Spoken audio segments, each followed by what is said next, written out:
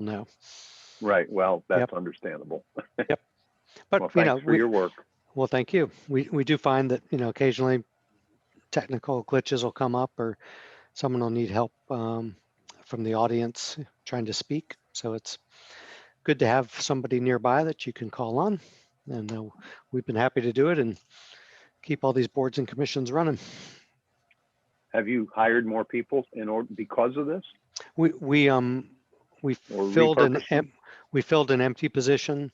It had been vacant for the past year, so we were able to hire a new person who we've trained. Good. Yep. Good.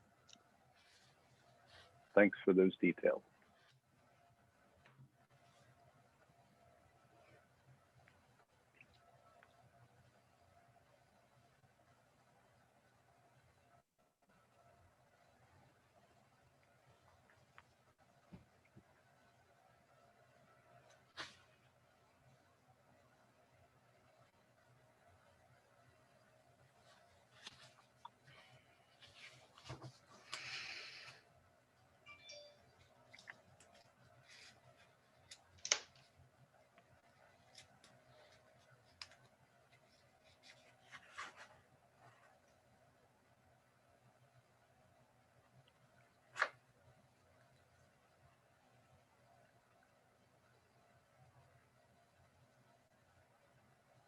Jody, how do you get those pictures to hang on the wall like that behind you? You're muted. Thank you. I have little hook. I have actually they're coat hooks, and I have one at the bottom and then one at the top, and that kind of captures them.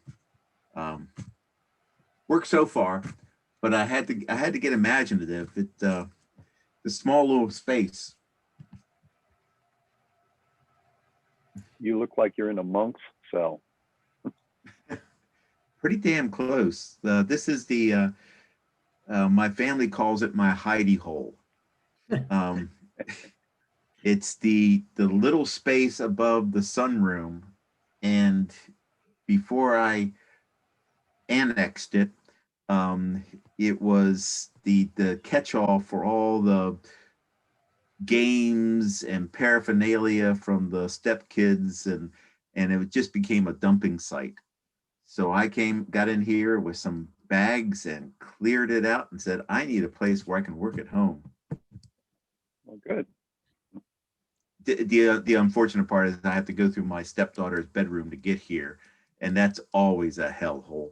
So I don't do it at night. Yeah, well, without the light, without enough light. Be careful, we're live. By the way, I saw you all talking and it took me 5 minutes to realize I hadn't turned my speaker on. I thought, how come I can't hear them? Well, you couldn't hear me because I was talking and I was mute at first. All right.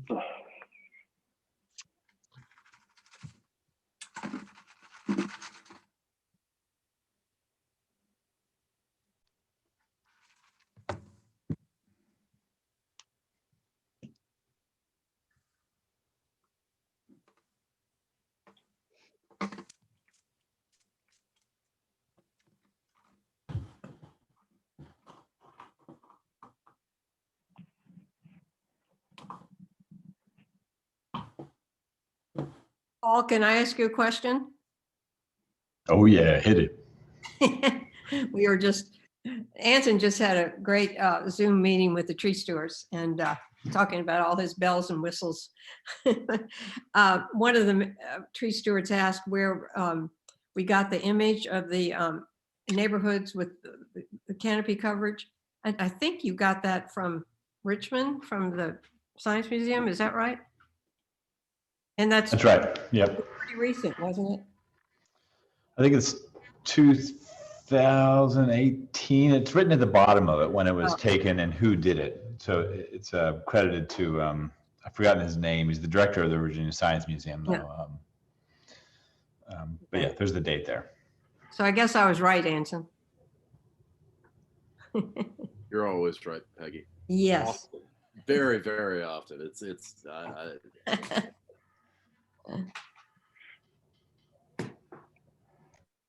No, thanks for being there. That was super cool. I had not met the Charlottesville area tree stewards, so that was. I hope we can get some more feedback. I think their mission, their education mission, will be really cool to connect with. Yeah. Okay, good afternoon, everybody. We have a quorum, and I believe everyone who will be joining us is here, with perhaps one commissioner still to come. So we will go ahead. I will call the meeting to order. This is the February meeting of the Charlottesville Tree Commission. It's an appropriate day to be meeting. Groundhog Day, since it feels like we were just here. These months just fly by. A couple of things in my report, just to tie up some loose ends and to inform the commission about a few items. First of all, to thank again everybody who participated in creating and working out and massaging the data and helping to write the written report, which we did some of at the last meeting, and then Tim followed up with some great suggestions. To Paul for all his work on the PowerPoint presentations, which we used and had to summarize some for the presentation 2 weeks ago to council. I thought we had 10 minutes or so, and it didn't come at the easiest time for everybody. It was the end of the first long session of a long day for council. So at one point, I wasn't sure if we were actually going to be able to go ahead and present, but we did. And so that is before council, along with our 2 CIP requests. And they now all have, right after the meeting, I sent them a copy of the full PowerPoint presentation. So we did that. Believe it or not, after the next day, I said to Peggy, the next one is coming up not in a year, but we're going to be making a presentation to council in about 9 months again, or 10 months. So we learned a couple of things from this go around that we'll use next time when we make our presentation. So that all is done. We can cross that off. We also sent a memo on the 2 CIP funding requests. Went out today along with a 1-page memo summarizing our request, along with the report and the PowerPoint presentation to Planning Commission in advance of their meeting next Tuesday. A joint meeting with council to work on CIP. Peggy will also be representing us, making some public comments and following up on the request and making a couple of additional points. But I know that Planning Commission has a lot, like most bodies, has a lot to read through, but we thought it was important that they have a copy of our annual report plus the PowerPoint presentation, which the memo sort of summarizes, but there's still plenty of reading to do there. So we tried to direct them as to sort of what to focus on. So that was accomplished as well. And I can report that Missy sent it out right away to the planning commissioners. So we all received it soon after you sent it to her. Excellent, thank you. So we will be participating in that next week through Peggy. A couple of other things. There were several emails that were sent today. We still, I should say there were several emails sent for today's meeting. And we still have some difficulties with 1 or 2 commissioners not receiving the packet. So we need to, or commission emails. So I apologize again for that. We need to figure out what the gremlin is there. And if not, we need to do a workaround. But the emails you should have received for today's meeting were Mike's email last Friday with the packet. I believe Peggy, it was on Saturday, sent out an email with the report from Education Advocacy and Arbor Committee, which we'll be dealing with tonight. And then today, I guess it was earlier today, Mike sent out an email that contained some budget information and a couple of other items. So just to give you a heads up as we start the meeting, in case you haven't seen all of those emails, particularly the one that Mike sent earlier today, so you can find it and have those documents in front of you when we get to that part of the meeting. Today's meeting, after a couple of meetings in which we did some looking backwards, which I thought was very constructive, and also some general planning, today's meeting is really going to be, at least a good portion of it is going to be about sort of digging into the nuts and bolts. We'll be hearing back from the committees, reporting their objectives based on their goals and the tree commission's overall goals. I look forward to that because I think we can really get down into the weeds on some of that and actually put our heads together and come up with some plans for how we're going to move forward on specific projects this year. So we got the groundwork, and today we'll get into the nuts and bolts. I did send you in the packet that went out, there was a revision of the calendar, the annual calendar, based on comments from the December meeting. I wasn't able to get it to you in January. So you now have the official calendar for the rest of the year. All right, I think that's it. I jumped ahead, but we'll go back and look at the January minutes, which you received. Are there any corrections, comments, or anything that Mike needs to know about amending the January meeting minutes? I don't see or hear any. I'll just call for a motion to approve the January minutes. Paul, I call a motion to approve the minutes. second. Jody, all those in favor of approving the January minutes? Opposed? Aye. Aye. All right, so now what we'll do is pick up one of our calendar items for the month before we get into the committee reports. This calendar item was, I believe it was Mark R. at a couple of meetings back suggested that we move discussion of this into the February meeting to give some direction to Codes and Practices that they can go off and sort of think about this and then come back for our next meeting. And that is to decide what issues we might want to address with NDS and Public Works. We didn't do presentations last year, just to refresh memories, because we weren't in business in April of last year. But in previous years, we have had, I believe, and correct me on this, commissioners, I know we've often heard from NPS over the years, and I think we may have had a Public Works presentation, but I'm not sure. But anyway, that's on our calendar. We didn't get to it last year. I think it'd be really helpful if we sort of discussed it today and maybe give some direction to Codes and Practices. There are some obvious candidates of things we might want to discuss, but I wanted to open the floor up for a discussion of things that are on your minds and our minds collectively as to what would be good to talk about in April. So I open the floor up to any comments or suggestions.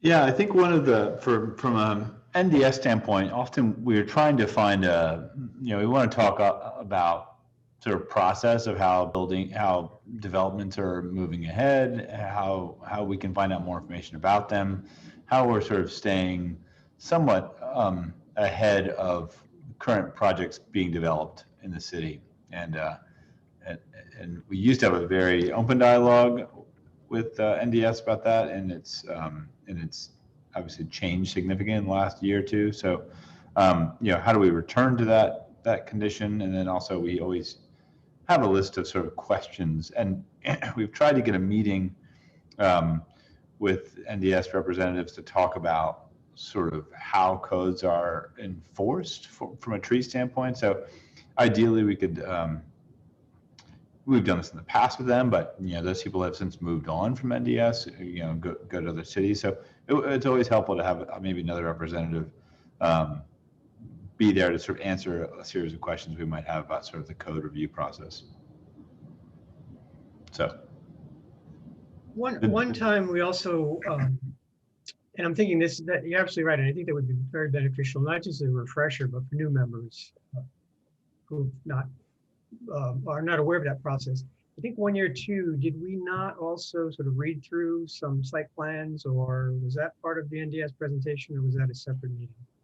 We had asked questions, and NDS had brought in a site plan that had been approved to sort of explain the process a little bit to us. Okay. So yeah, that was one example of sort of people who don't know what a site plan is or what it looks like kind of bringing one and what sort of stage of development it might be at compared to, say, the final, approved plans. So I think that's a helpful thing, and maybe something we can ask. I don't know who our NDS representative is tonight, and if there is someone here from NDS. Robert, it's Robert. Mike, do you know if there's anyone? Yes. Yeah, I believe it's the assistant for the historical preservationist. He's listening in as a guest. Okay. Okay, so we're going to take, what we'll do is we'll take some ideas for both departments, and then we'll ask codes and practice folks to follow up and sort of have any kind of conversations, maybe figure out like the details, and sort of probably just report back to us briefly next month as to, We could make a list of questions. Does that sound right, Okay. Tim and Jeff? Yeah. If we could have a list of questions in advance. And then regarding public works, Well, is there anything else? Hold on. Is there anything else for NDS from anybody else? I saw Mark suddenly appear on screen. Mark Reilander. Sorry, I'm in the middle of sort of multitasking on a deadline that got That's fine. moved to today from yesterday. I just wanted to mention that I have a hard copy of a staff checklist that Missy Creasy gave us when we met. She was trying to explain sort of what the NDA's process was. And it might be kind of useful to have that information. I'll have to look back and see if I actually have anything digital, but I mean, it might be worth asking what kind of checklist the whole staff gets. It's if you can see it, you can't really see it, but it's the what's in the site plan. Does it have a scale? Does it have a survey? Where did the topography come from? All that kind of stuff. Just kind of an intake. Some of it is probably as a threshold for whether to even accept the site plan. And within that, there's going to be some tree stuff that we'd be interested in. Connected to that, I think it might be helpful too if there is a particular project that has sort of raised some concerns or that we're confused about. Not simply like looking at a site plan, looking sort of prospectively, but something that's on our minds that we might want to sort of just try to understand, like how did we get from, the plan to this point. So I think we should think about that too, some sort of concrete example. I know there are several. Peggy's flagging us. Is there something in your mind? Well, Brian, yeah, I was going to say, I mean, I don't want to point fingers at anyone, but it would be certainly interesting to see how those big oaks were taken, why those big oaks were taken down, or how that happened on Garrett Street. I wonder just, I've heard it was the fire department. No, it was planning commission, reducing setbacks. No, it was whoever. It just sort of be interesting to see what happened. Those were great city assets. And how can we, the point would be, how can we try to protect them from those kind of trees going forward? And if we can't protect them, at least plant them back. Yeah, well, and Richmond has a code, and I was going to send it to the code committee. When a developer takes down public trees on a development, when the city allows that to happen, they have to either plant on their property, if they can, inch by inch, by caliber, or pay into a fund to the city. And that's how Richmond gets a lot of their money to do tree planting. Now, the urban forester there told me that sometimes, that she doesn't win and get as much money as she'd like, or as many trees, but it's a negotiation, and it does prevent sometimes taking down trees, or it results in the city getting money to plant trees. So it's something interesting, I think, that we ought to look into. But I just be curious. And we have something already in our BMPs about if trees are damaged that are supposed to be preserved, which we talked about today in our meeting. So, there is some language that already exists that talks about, like, if you reduce it, if it's a 30-inch caliber tree, you have to put back 10 3-inch caliber trees. It's like $10,000 in trees, that you have to put back. So that could then be going into a fund. But I like the idea of Richmond's precedent. If you have that, we can put that into our codes. Yeah, and I think this ties into what we'll be talking about later in the work coming forward, and also what I previewed to council a couple of weeks ago, which is a good, thorough, comprehensive sort of package of recommendations on zoning going forward. So these things all mesh together nicely.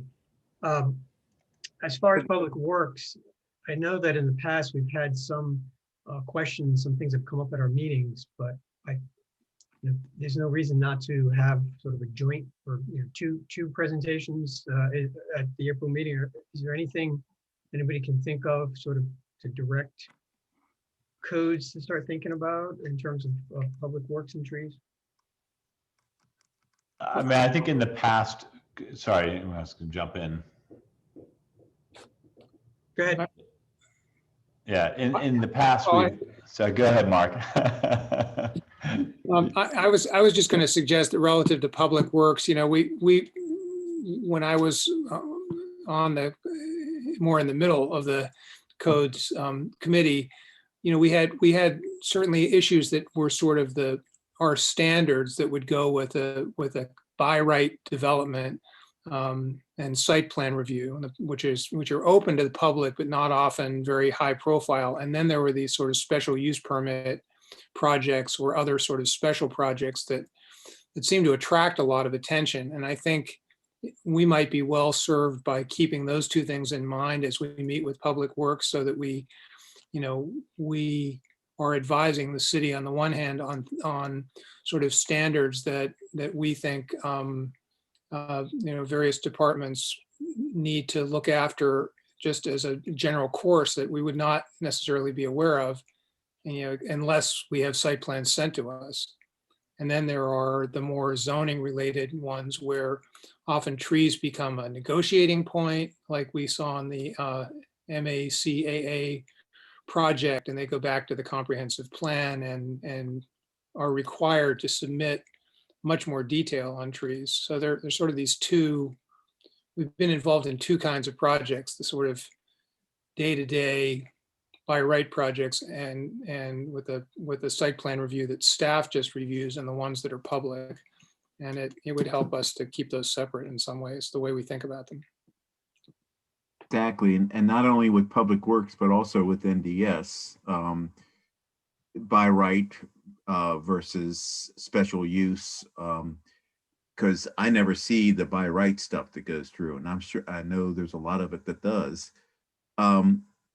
Has anyone ever seen, and I'm embarrassed to say I haven't, don't know, a flow chart for how development projects go through the city, how they're reviewed by the city and their different regulatory departments?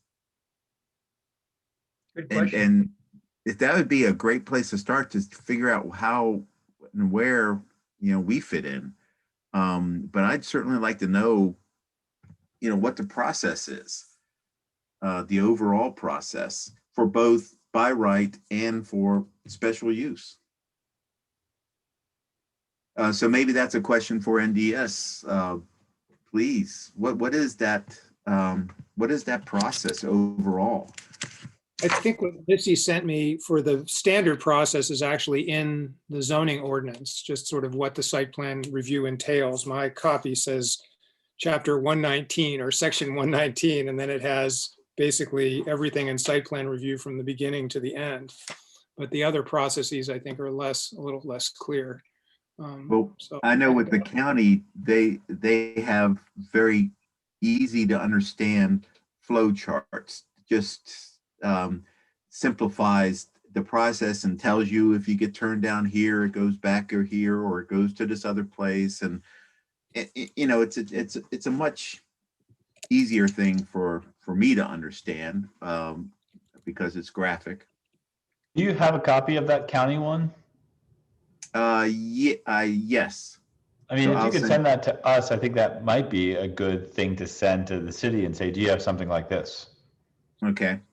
That might just Yeah, be a good way to I'm simplify going it. through a special use process now with the county on a pro bono project I'm doing, and gosh, it's really nice.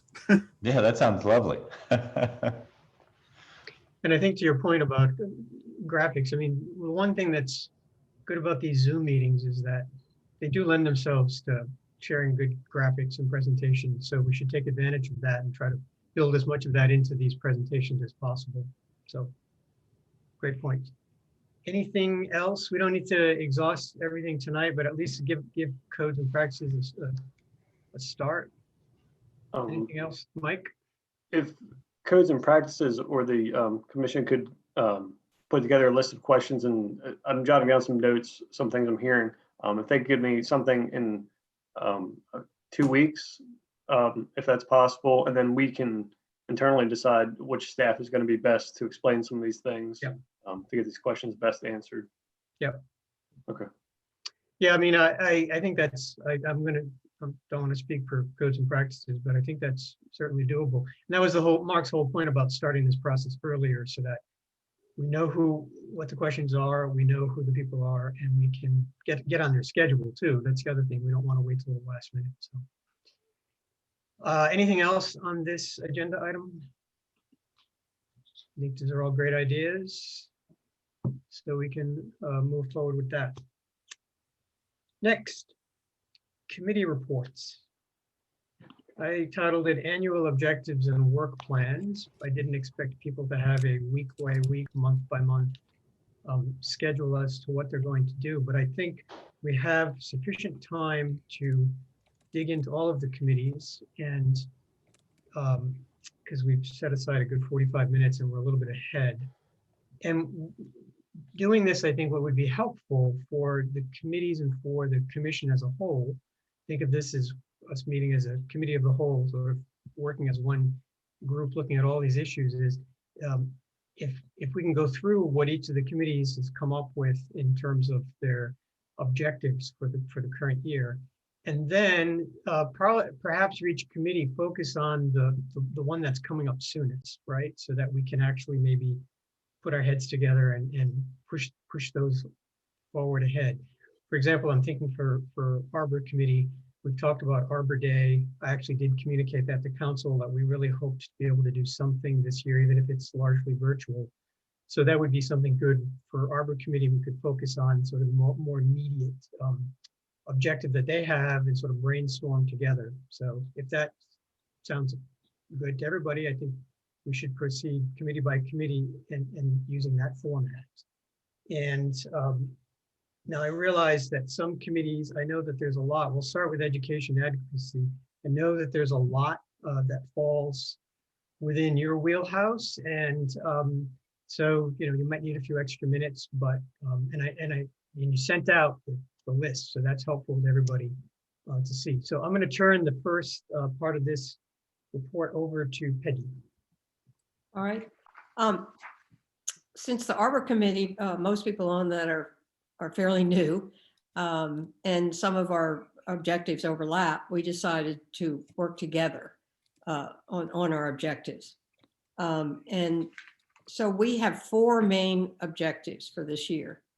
One is to try to plant trees in their low canopy neighborhoods, particularly 10th and Page, and maybe Star Hill also. And we have already started working on this. We would be in partner with the Tree Stewards and a neighborhood organization there that would help us introduce us to the neighborhood. And I'm going to back up for a minute. We have actually 2 projects we're working on. One is more of a short range project and the other is long range. The long range projects that I just started talking about we'd probably target 10th and Page. And as I said, we're working with the Tree Stewards and a neighborhood organization. And that'd be one we would apply for grants. And it probably wouldn't happen.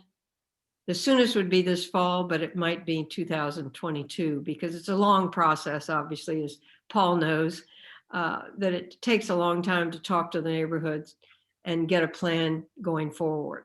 And given the pandemic, and knocking on doors seems kind of like, right. We can't get that done now, but we can apply for grants and start getting our act together on it. And Anson is on the team too that's going to help us with collecting some data or making a survey, helping us making a survey for the neighbors to understand what's going on and express their wishes. So that's a long range project. We have a shorter range project and an easier one. Basically Franklin Street. There's a neighbor there had contacted Brian and I a couple times over the last year because the city is going to finish the sidewalk along Franklin. Franklin is in the Belmont neighborhood, but it's a low canopy, low income street. There are lots of trailers and affordable housing. And also it'll be the sidewalk will connect the neighbors to not only parks in the Woolen Mills neighborhood, but stores in Belmont. There's a lot of lower income affordable housing going up right along the railroad, three huge buildings. So this will be really an asset to that neighborhood, and having trees along it would be, of course, another asset because you could walk in the shade. So again, because of COVID, but we've got sources already for the money lined up. At most, Robin Haynes and I have located about 25 places along the street. And so I don't know, Paul, what maybe half the people would want them. But anyway, it's a smaller project that we would hope to get done by this fall. And I don't mean to, I've spent a lot of time on that, but I think that's one of our biggest priorities. We've identified heat islands and we want to attack them. Another one is to finally get our tree nominations that we worked on over the last 2 years, I think, for trees on the conservation ordinance to City Council. We want to advocate for funding for trees and for the CIP and any other way we can. And then I'm going to let Mark talk a little bit about preparation for Arbor Day. So those are our four main objectives for this year. So Mark, you want to? I don't want to jump in here except to say, can we focus on those first and then do Arbor Day? Just because I think we can do some Arbor Day planning. I want to just go back and first of all, are there any questions or any comments or questions from ideas or suggestions or whatever from other members of the commission based on what Peggy's just laid out?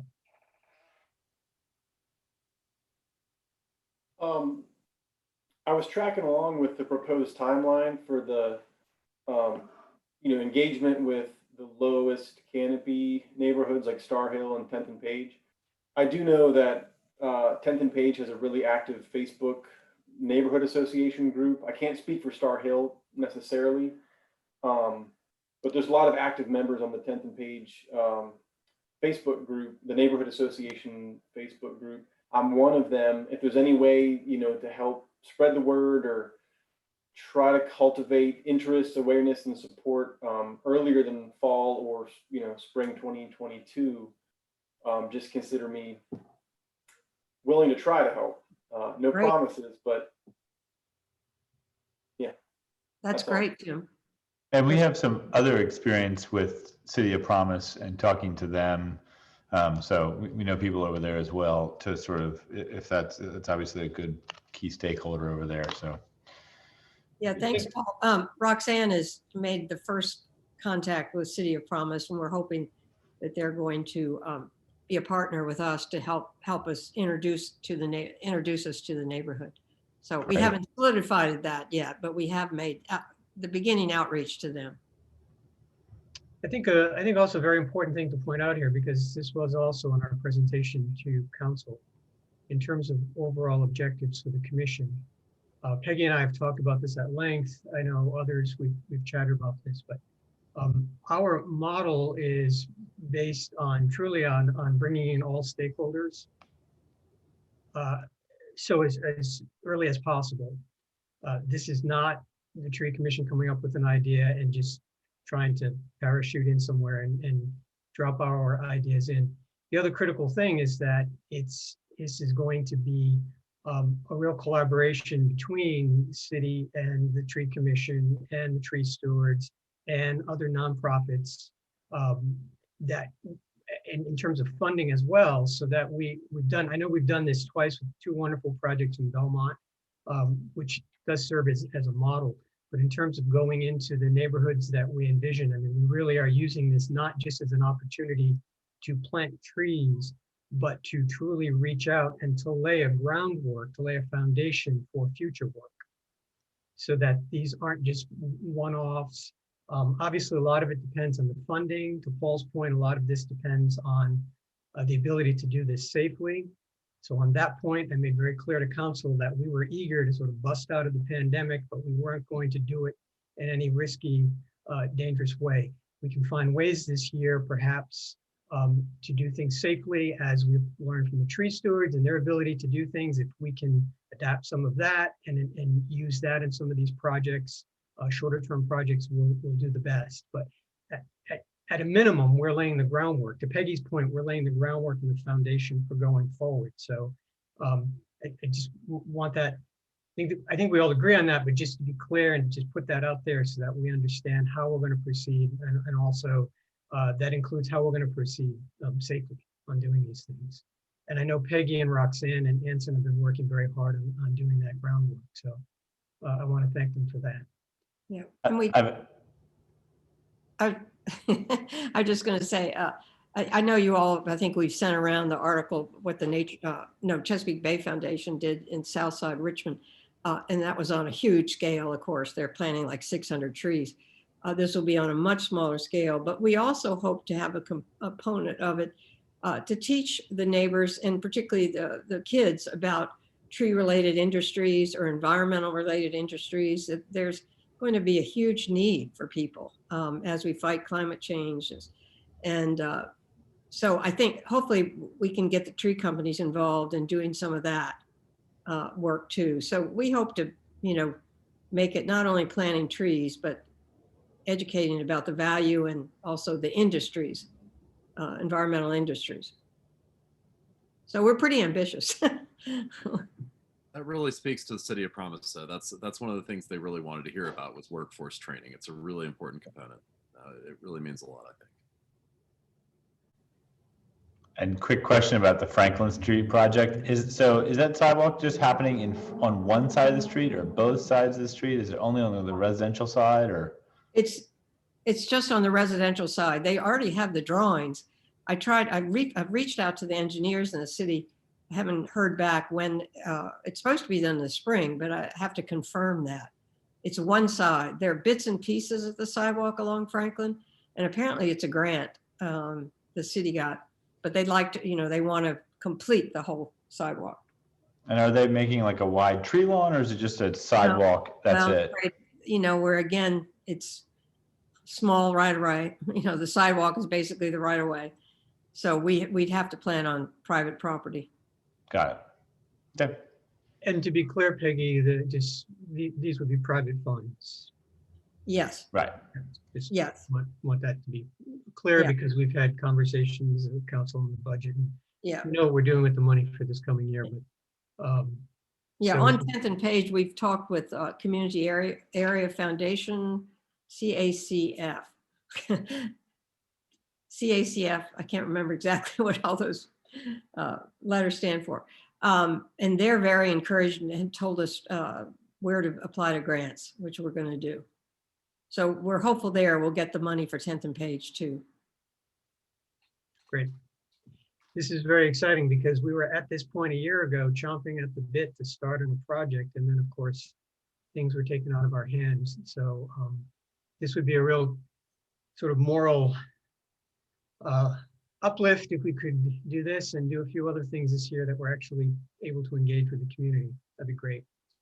And that includes the tree nominations. And I know that's still on my plate to draft some kind of cover letter and explanation. Peggy and Mike and I need to just put our heads together and get that package ready. Mike, I know we've asked this several meetings. I know council only does this periodically, takes up tree nominations. Is there a set schedule, or will they only do it, let's say, once a quarter? Are we looking at a calendar date? Is what I'm asking. I'll have to confirm, but I think the last change they made was to make it quarterly. Okay. So they just said, they weren't doing them every month. But I think quarterly is sufficient. So if we could get this package as an action item for next meeting, if we could get this package before, that means Peggy and Mike and I sort of Yeah, communicate on this, get this together, get this before the commission, get it through approval by the commission next month, then we could essentially be on the agenda for second quarter at some point. yeah, So next month is March. So, yeah. Because our March, it's on our calendar for March to review nominees for tree conservation. So Yeah. be So nice that- to get that. Yeah. Get ready. so even though it'll be a March, we'll be doing this in March of 21 instead of March of 20, we'll at least be doing it in March. Getting it done. Any other comments or questions on those two items? And by the way, when Tim mentioned that he was a resource to work on these, again, our committees are sort of the leads. The work that the committees do is everybody in the commission and interested public can participate in. So if you're not on a particular committee, it doesn't mean that you can't contribute in any way to this work. So, Brian, yes, Mark. Me. there was a group of us that met with CATS and tree commission folks about these tree projects, and it was very helpful. I think the tree commission folks were very encouraged at the level of interest that was expressed by the tree commission and by the CATS group. And one of the CATS most important priorities, I suppose, is the education component, that their primary involvement, in addition to hands-on, is the idea of communicating to the community the value of the trees and then how to do it. So teaching people that are going to get trees how to take care of them, and getting the school kids involved and the families involved and all of that sort of thing. And Roseanne was really helpful in doing that in the 2 Belmont projects already. One of the things that I didn't ask Peggy about beforehand, so I might be putting her on the spot here, but the 10th and Page project, which would be getting funding from foundations, CATS is very willing to handle the finances for that because the Tree Commission doesn't have the capability to do that. I don't know that that conversation occurred about the Franklin project, because Peggy, you said that there were funds available, or you thought there would be. Are you expecting that funding to flow into CATS to manage as well? Yes, yes. I mean, Robin Haynes and I have already located some funding that will, for Franklin Street, because again, we're going to end up with 10 to 15 trees probably. But Okay. yeah, but we definitely, the funding would be funneled through CATS on both projects. Okay, because at the board meeting yesterday, I sit on the board meeting ex officio, not as a member of the board, but as a liaison, so to help communicate. And one of the things that came up was they're changing over their finances. And I mentioned to the treasurer the fact that we would want to be making sure that we had channels for that money to keep that stuff separate from our regular CATS activities. And that was a good suggestion because they hadn't really thought about that yet. Mhm. So I think I'm just trying to communicate that CATS is interested in helping in numerous ways. That's great. That's great. Thank you, Mark. Several of you have mentioned education, and it makes me think that in the presentations that we've made, whether it is for the strategic plan, the statement we provided back in the fall, our report to council, we list the numerous public goods that we all know, that we want to communicate, that we want to educate people about in terms of trees. And they really run the sort of the spectrum of human experience. I mean, everything from education to health, to aesthetics, which are very important, to climate, And so a project like this really has the potential to bring all of this together, not just in terms of a collaboration, but also in terms of addressing multiple public goods, that goals that the city through the strategic plan and other documents is pledged to addressing. And so I think this is about the best kind of project you can do for that. It touches all the bases, including education. Before we talk about Arbor Day, I know I keep cutting in. Peggy, you had one more thing on your list. Did you not want to talk about? It was a third thing before Arbor Day, or did you want to come back to that? Well, the third was we're going to advocate for more funding, and basically that's Got it. the CIP. I mean, I don't know that you, we'll let Mark talk about Arbor Day, and there's some other things we want to do. I don't know if you want me to mention those. Everybody's got the list. Well, I guess I think in terms of just what we, the commission, I know you're going to say we should be focused on all of these at once, but what's the priority? Like, what's the thing that you expect to be reporting back to us in the next month or two? What's moving forward the quickest? Well, the priority,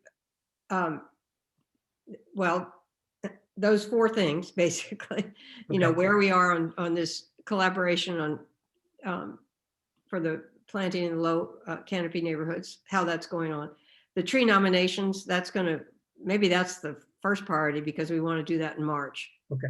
And then, of course, we're going to advocate for the CIP that's coming up. Everyone knows about that. That's coming up next week. And Arbor Day is certainly going to come up in April. So, the tree nominations would be number one. Okay. But all those four are going on right now. Okay. And just keeping our eye on the other four after the Arbor Day ones. Everybody has that list before them. So that's a lot of work. Well, that's why we put the top four. Yeah. Some of the smaller things can be done quickly. So. Yeah, great. All right, so now we've put this off a bit, but now we'll turn to Mark, and I think this is actually a good opportunity to do a little planning session since this is February, Arbor Day is April, which means we really sort of kind of have one meeting, possibly two, between now and Arbor Day. So I'll let Mark talk about Arbor Day, and then we can probably sort of spend a few minutes puzzling it out, what we might want to do. So Mark Z. Well, for one thing, I know nothing. To quote, who was it, Sergeant Schultz in that old TV show? I know nothing. Arbor Day, I know what it is, but I haven't participated, and I came on board late because my application, anyway, you know all that. So I talked to Mike Ronayne and Peggy about this a little bit just to get some background. And I also talked to Robin Haynes because she was formerly on the Tree Commission and is the president-elect for CATS. And so she told me, that she has a lot of background in that. And I think, was it Peggy that you suggested that maybe Paul and Robin, because they have prepared for last year, that they would be good resources for identifying a tree for this year? I did. And, last year, Paul, correct me if I'm wrong, we were about to memorialize the ash behind the old Jefferson Library or the Albemarle Historical Society. And then, of course, COVID hit and nothing happened. That's on our list to nominate for tree protection. So I think, and that one still speaks to the emerald ash borer, which is a critical concern for the community. So I think educating people about ash trees and seeing the decline of ash trees, you could point out trees that are dying in the city and why, as an educational element, and also, what the city's doing to save the ones they care about. That just shows that we're really being proactive. So I think there's a lot of good reasons to go back to that tree this year. And is that tree being protected actively? We could propose that to be. Oh, it is. Well, I mean, it's being protected, yeah. Not under ordinance, but. Right. It's being injected. Correct. Yep. Okay. So related to Arbor Day, I really don't know too much to tell you now, other than to say that I had asked Mike Ronayne. He told me that in the way things have been done in the past, there are a number of items that would be on his plate to handle. And I'm going to get back in touch with him to find out for sure what those are. One of the questions I asked him was that whether there was a wireless hotspot that could be used so that we could broadcast this both to the city and to maybe a school that might want to participate virtually or something, but to get some PR. And I think Mike also has some ideas of ways to deal with communicating both with the press, with the papers, with TV. Might be good to get a camera there. My thinking would be that there would be a representative sample of tree commission members who felt that they had time to go, but to remain socially distanced, and also a small representative sample of the CATS members who have traditionally been interested in this, and some people from the city. But I don't know how many would be appropriate and how to identify them. So that's work that I'm going to have to get some help with in the next month before our meeting in March. But at least to tell you that some of these questions are being asked and some resources are being sought. But one limitation so far is that I'm supposed to be one of 3 members on the Arbor Committee, and the other 2 members haven't been participating yet. And none of us, I think, have any history with knowing what to do or how it's been done. So it's a blank page, and I'm trying to write on it. So Mark, I've done it for the last number of years. So it's pretty, there's usually there's an introduction, and that's usually there's a representative from CATS, often Robin. Mike is reading his proclamation for the year, and then there's a representative from the Department of Forestry that presents a flag usually as a Tree City USA, and sort of reads just a short piece about the good things that being a Tree City USA is doing. And there's those kind of 4 speakers generally, and then you may just have a short piece that talks about why you're standing on this spot today, why you're standing at the base of this big ash tree, and talk about the benefits of that, have your spiel. And then often someone from the communications office in Charlottesville is present with a camera, and they'll record maybe an interview or 2 after the presentation. And often media members will be notified, and so maybe a news team or 2 will be there, and they'll get a short recording of the actual ceremony, and then a follow-up 2-minute soundbite afterwards. So that's generally how it goes. So is that an offer for me to call you? Of course, yeah, anytime. Yeah. Good, thank you. You can look to some of the old timers on the commission as resources, for sure. That's kind of why we connected you with Peggy early on. We can talk a little bit more about the composition of the Arbor Committee going forward, but we do appreciate your stepping in. You might have started out as Sergeant Schultz, but you're actually Colonel Hogan now. You actually know a lot more than you think you do. So thank you very much for doing that. I think in terms of, there are a few things I know Mike wants to address, but I just want to say before that, I think that we need to, first of all, make sure that this is something, an activity that sort of is okay with the city, that we would actually be doing, sort of a public event. I'm not sure, sort of given the situation. Let's be honest, we're maybe 2 months out. I don't know what the date is, but what's the date, Mike? Friday, April 30th. Okay.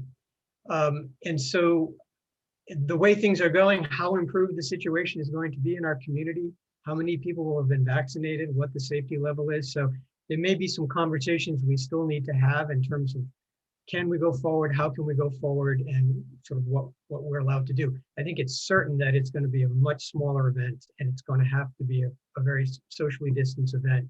That said, I think we could really use this. I think we could use this for the commission and for the community. So Mike, your thoughts?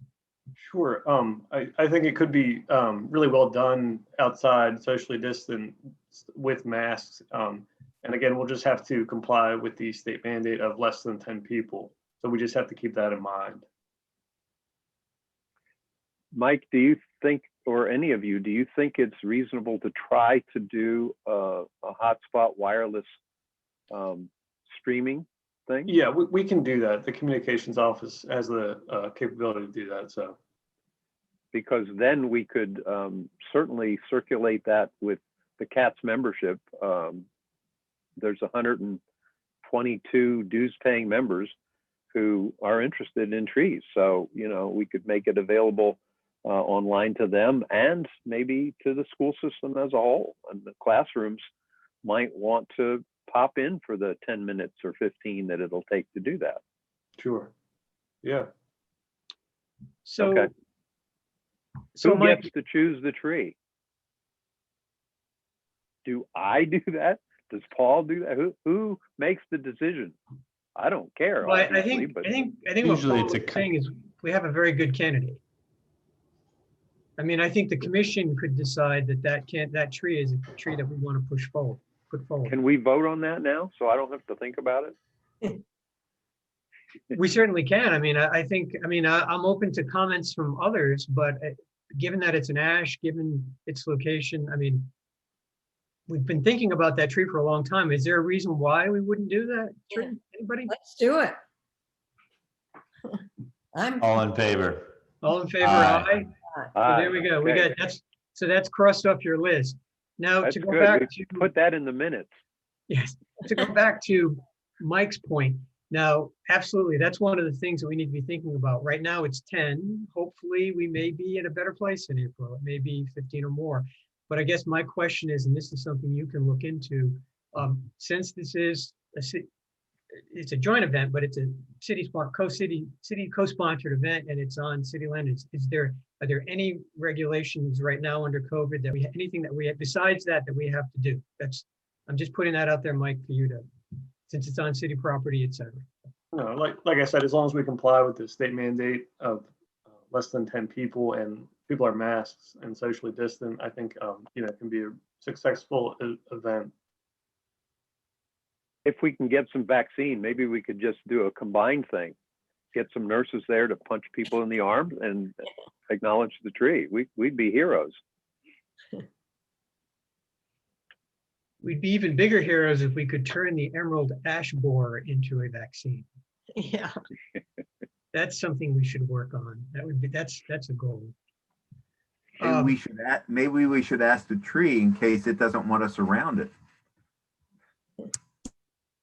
Well, that's true. We did say we were going to honor all stakeholders, so perhaps we need to talk to the tree first.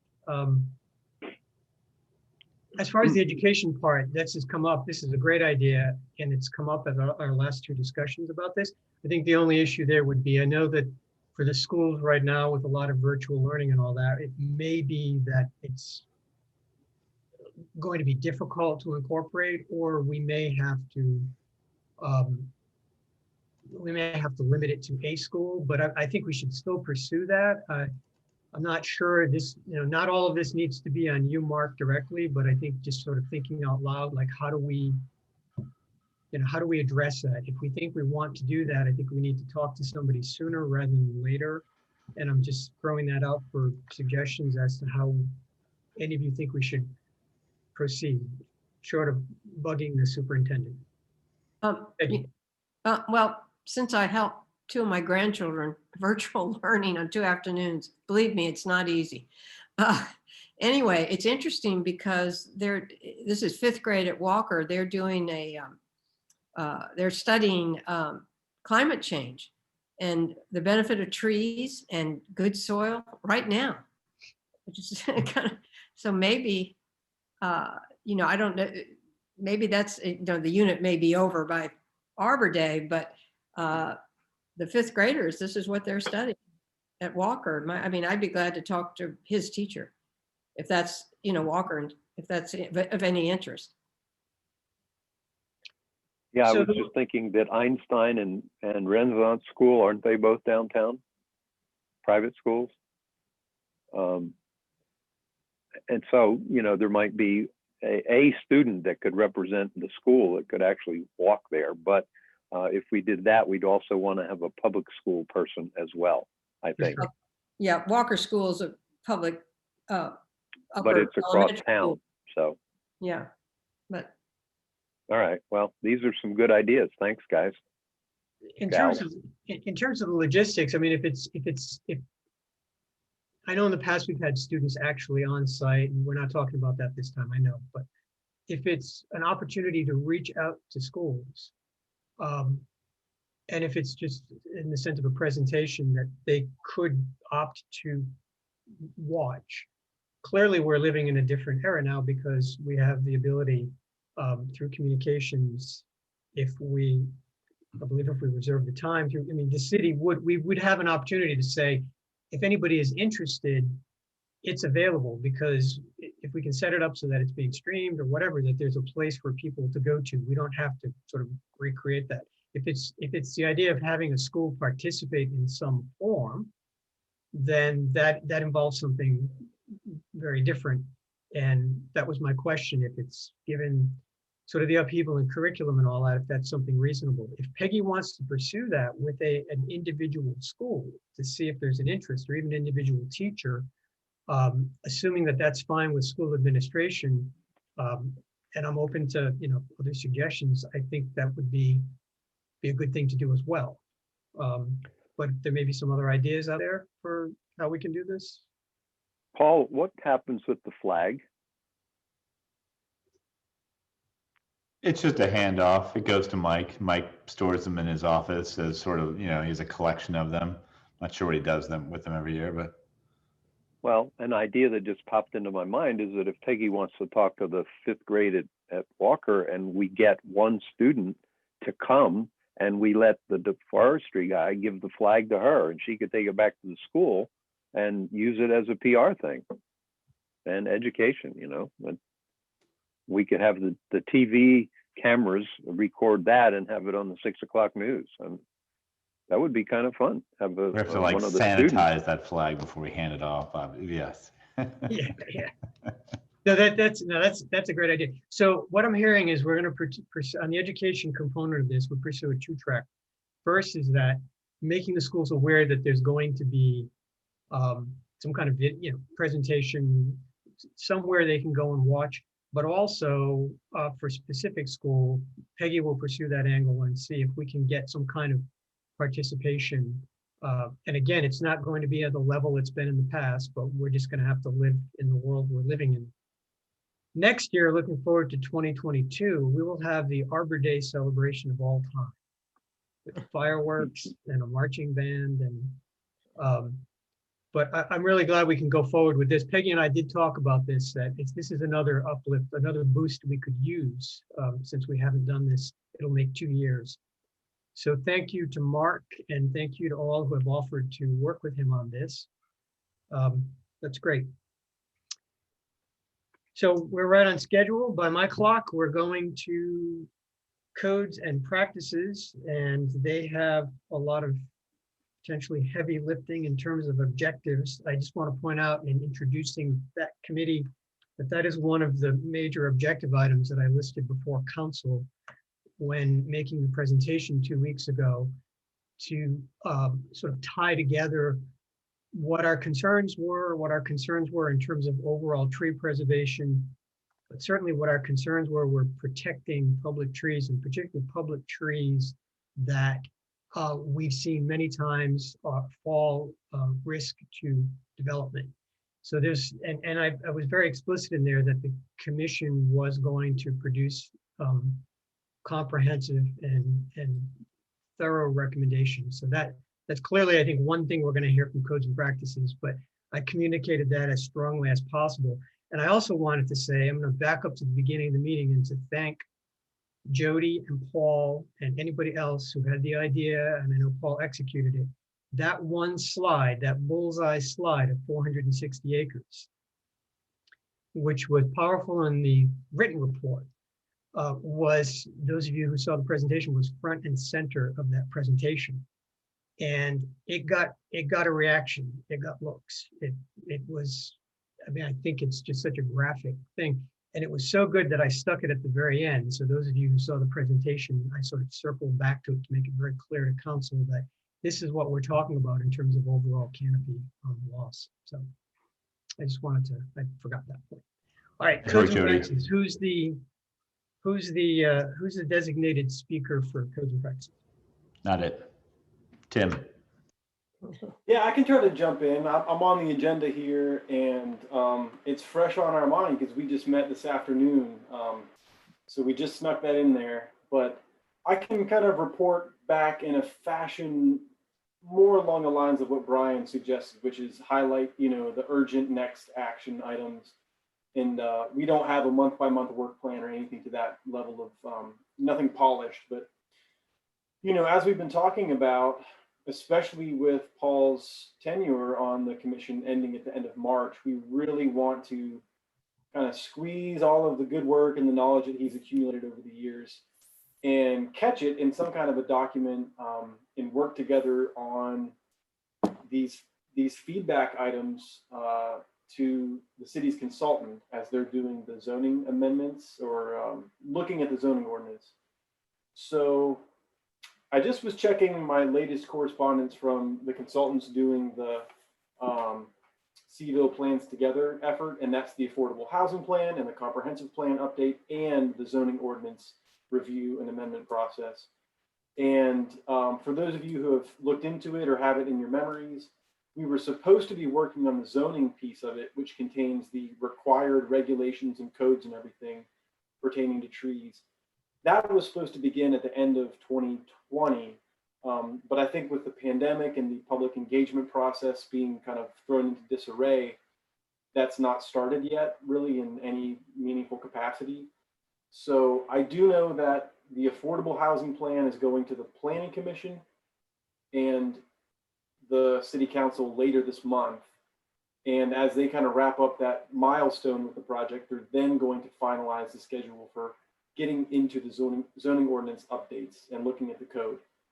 So we're still in a great position to kind of firm up and finalize and formalize our requests and our recommendations. And as Paul and Jeff and I talked about this afternoon in the committee meeting, it almost seems like the first step we should do is work with the consultants to understand what would be most beneficial to them and how can we most efficiently use our time. So if there's potentially any possibility that they're just going to come up with a recommendation to adopt a new model ordinance for site planning, for tree regulations, then that would influence how much and what format we provide our feedback in. But if it's more along the lines of what we've kind of expected, which is reviewing and tweaking and amending the ordinance as it currently exists, then we've got a pretty good high-level framework of where we need to focus our review and our recommendations.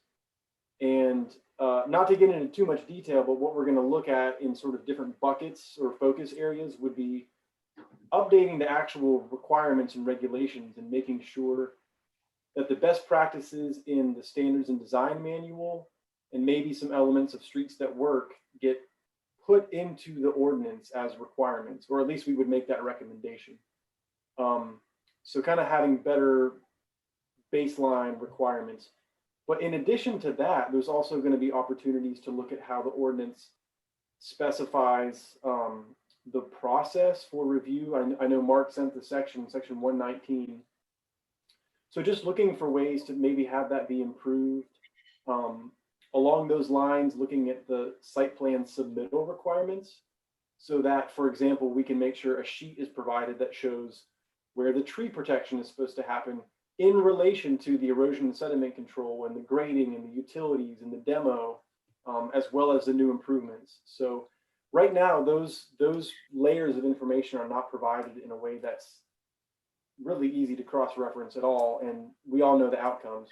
So we're trying to think comprehensively in terms of how the code could be updated, not just to have stricter regulations, if you will, to say it kind of oversimplified, but improve the process and improve the way that information is provided to the city, so that all these other things can happen, with more accountability and more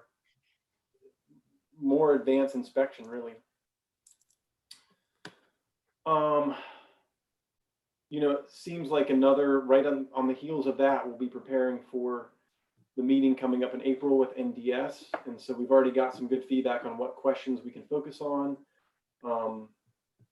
We probably have a good bit of more work to do to prepare for that. And then continuing to try to work with Public Works and Utilities and have that meeting if at all possible. Paul has also drafted like a checklist that NDS site plan reviewers can use, and that Mike can use in his capacity as the urban forester. I think, having more work put into that to have it be a useful tool, and maybe doing a workshop with staff so that we learn the process, but we also present our tool that we will request that they use. Just something at that level could be useful, but perhaps that's a little bit further off after we're able to talk to department heads or other leaders about inspections and enforcement, both before, during, and after projects occur.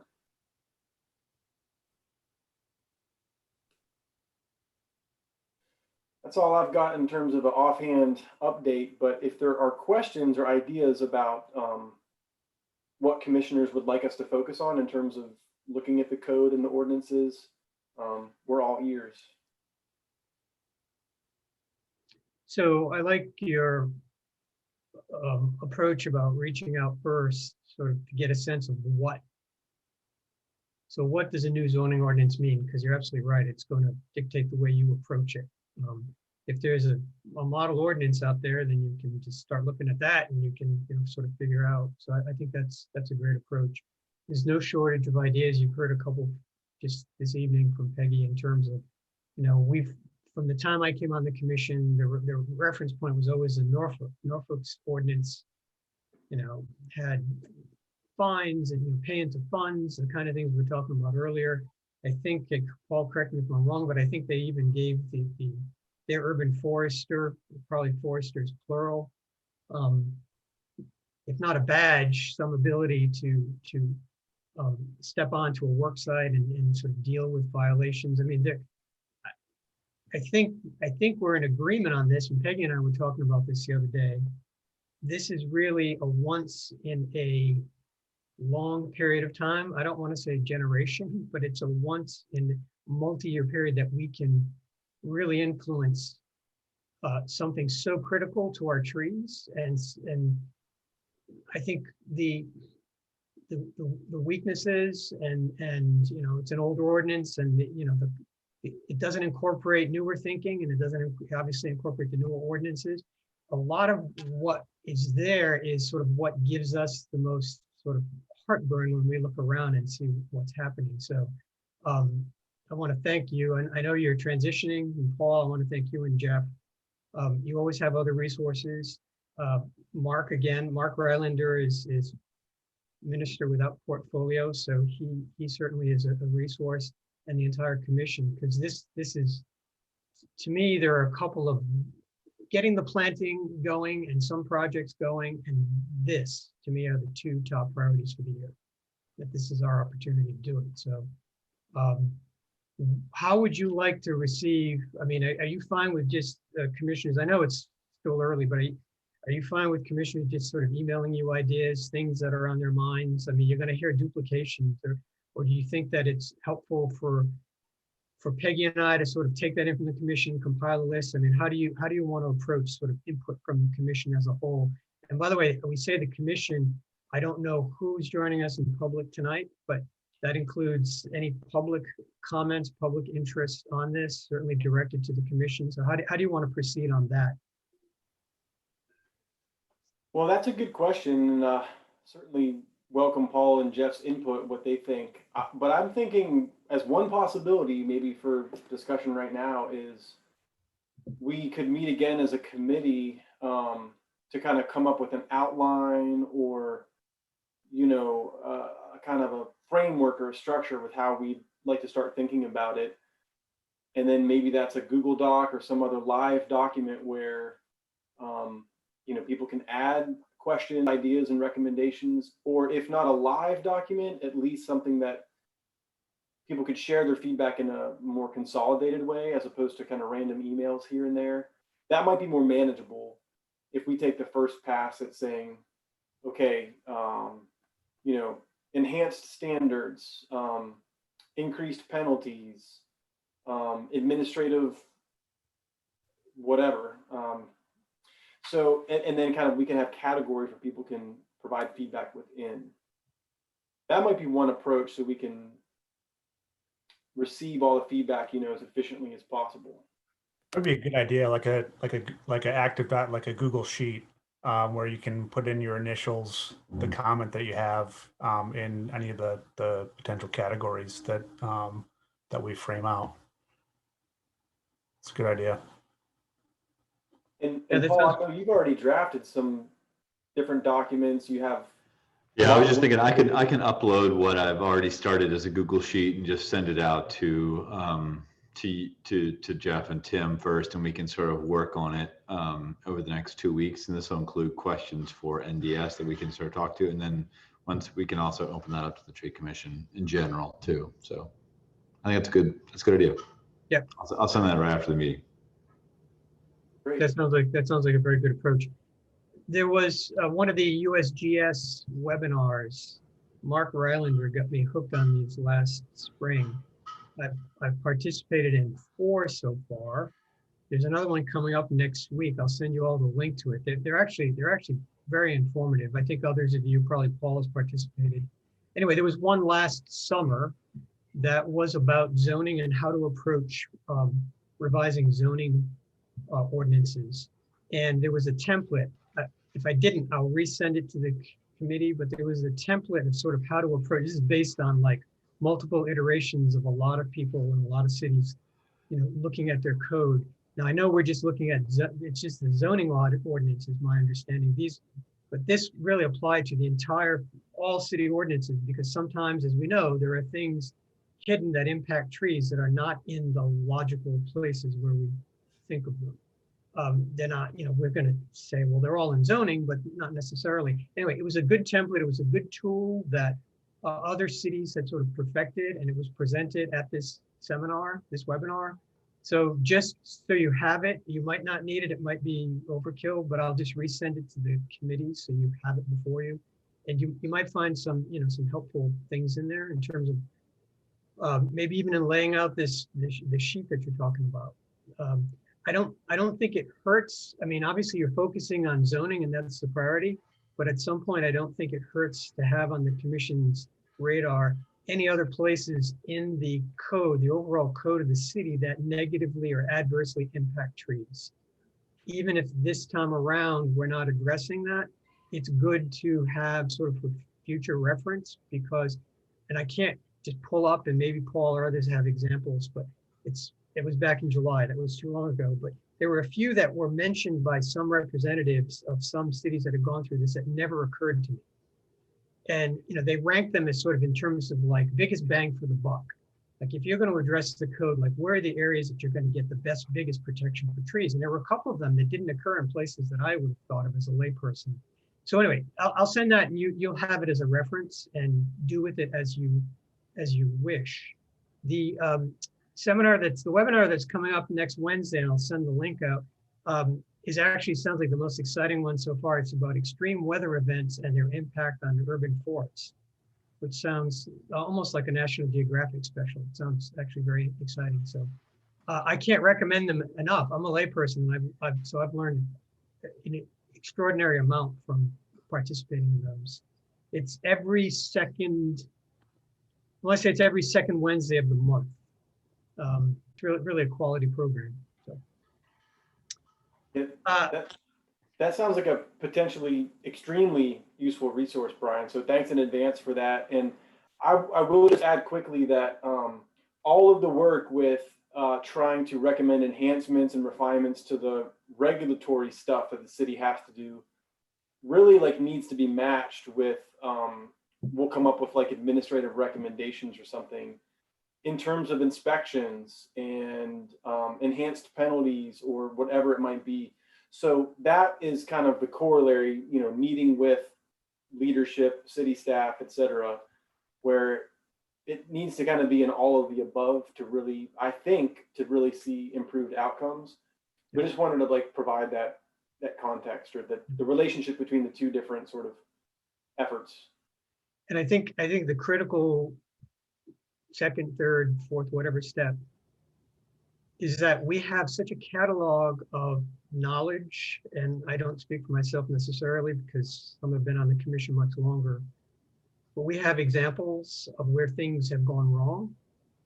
And we need to sort of not just make recommendations, but we need to justify those recommendations. And I think we need to be as concrete as we can, if not for every recommendation, for the ones that we're making because of a serious adverse impact on trees over a long period of time.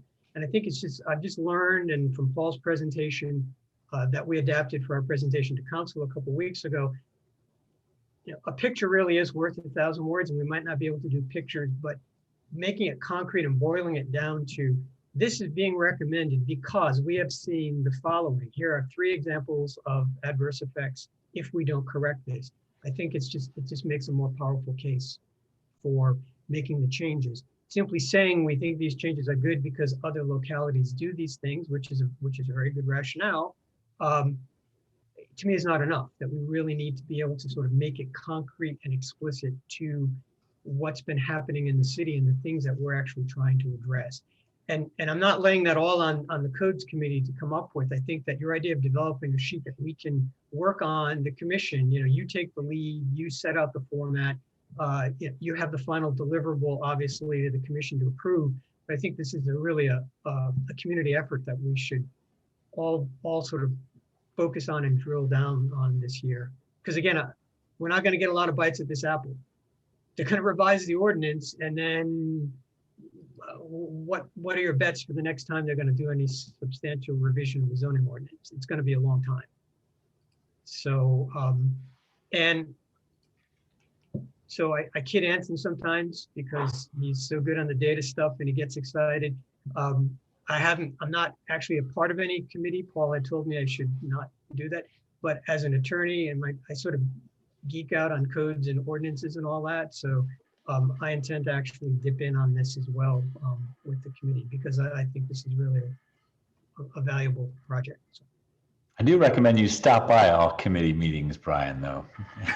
Just don't commit to do anything. Just listen in. Well, I couldn't come to your meeting today, which it turns out that I also had a conflict, but I have ghosted some of the meetings. So. Jody?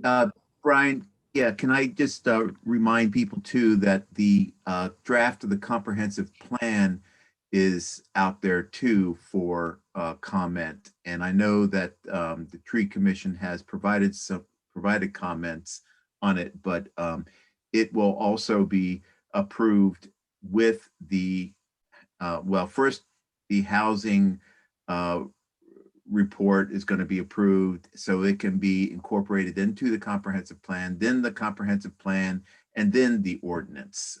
So it's going to be tackled in those steps. Do you know what the deadline for the comment period is offhand? No, I don't, but I'll send that around for you, Jeff.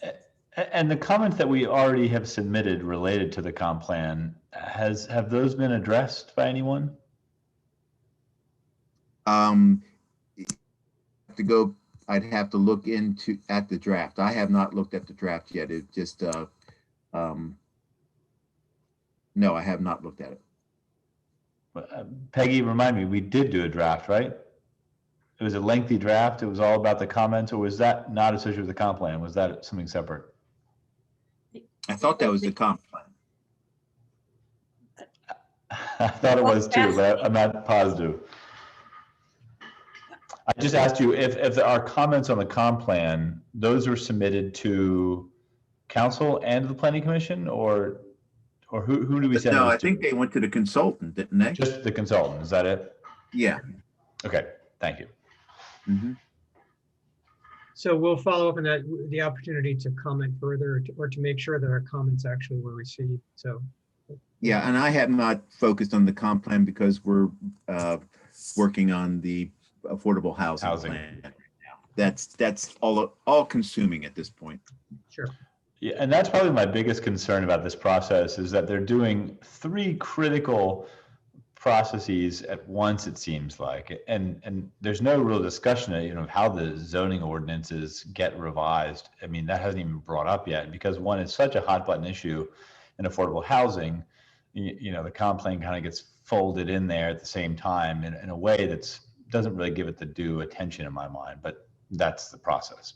I'm not, And I we still have a tremendous hurdle to get over with a land use plan. oh my gosh. Yeah. My God. Yeah. So I don't see this moving very quickly, even though the consultant's always optimistic. Okay. Well, we'll just keep all of this on our radar and pushing forward on where we can. So the comments, like someone will reach out to the consultant to find out how they're going to respond to our comments related to the, that's you, Jody, or Tim, or who is that? Well, I'm not sure that I guess the first thing to do is look at the draft to see if they have been incorporated. And if they haven't, why not? Who made that decision? So I will send around the link to the draft and let's start there. Okay. Thanks. So Peggy and Paul, you sort of have some institutional memory. You maybe could just see that that's been done. Mm-hmm. Are you If we talking? need to resubmit, I mean, Jody, are you saying that the window's not closed for submitting or? Okay. Correct. It's still out there for comment. Okay. Paul, I wasn't involved in comments on the comp plan, was I? You did standards and design. Did you do comp plan too? Yeah, I was involved in the design manual, but I'm not on the codes committee, thank goodness. Okay. We'll sort it out and make sure that we've weighed in on the comp plan. So thanks for reminding us, Jody. So all excellent work reports. We have a lot on our plates. I think we can accomplish so much of this year. I want to thank everybody for their commitment and their time and their energy and excitement. And if there are no further comments from the committees, I'm going to turn it to Mike. I'm going to just one comment, Brian. Yeah. I just see on the chat that Brian Wheeler has, and this is to Mark and to Mike. He says, we will be happy to work with you on a live stream event for Arbor Day. So that's something that Brian will be great to help us with that. You can watch a video in his link that shows Yeah. you what last Arbor Day or two Arbor Days ago looked like. So Mark, you might put that on your list. And thank you, Brian. I missed that. Thank you, Peggy, for pointing that out. And Brian, if I could, one more thing, because if I don't say this, I'll be thinking about it for a month.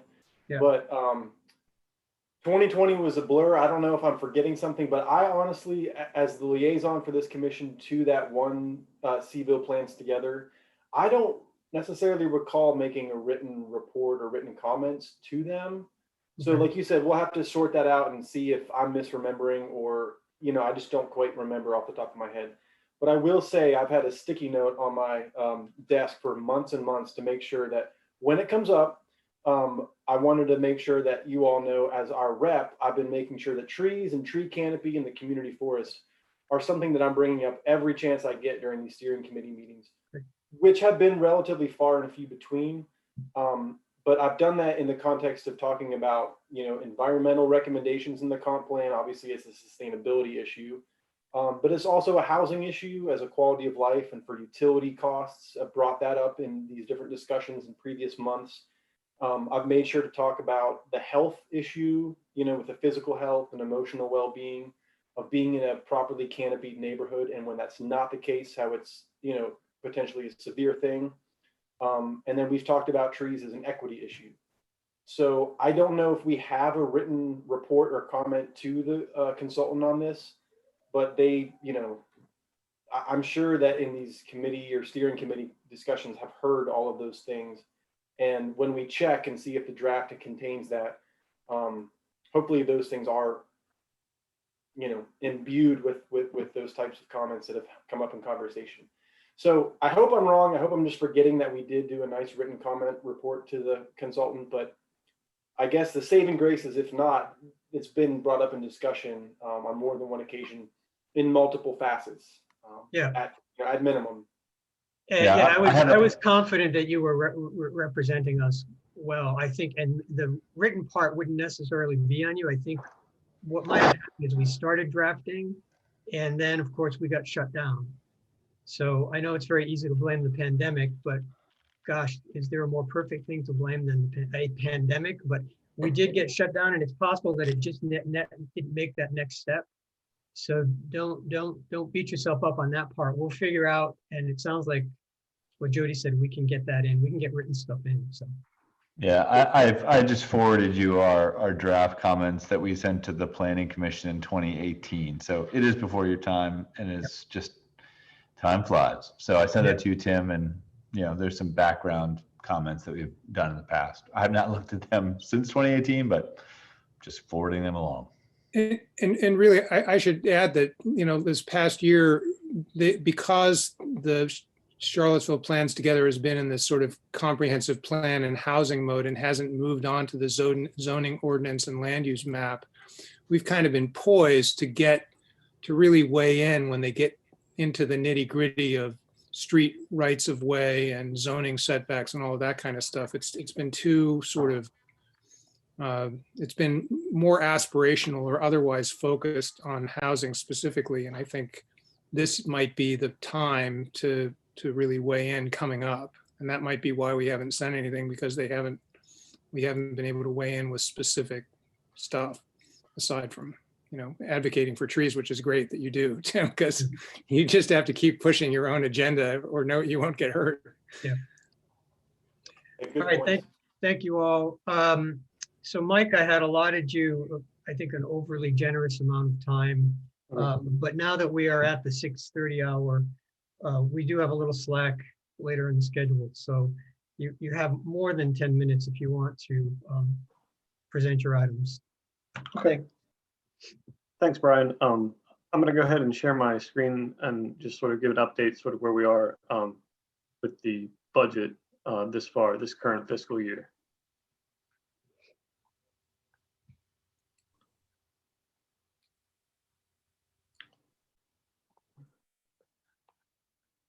Okay, can everybody see my screen?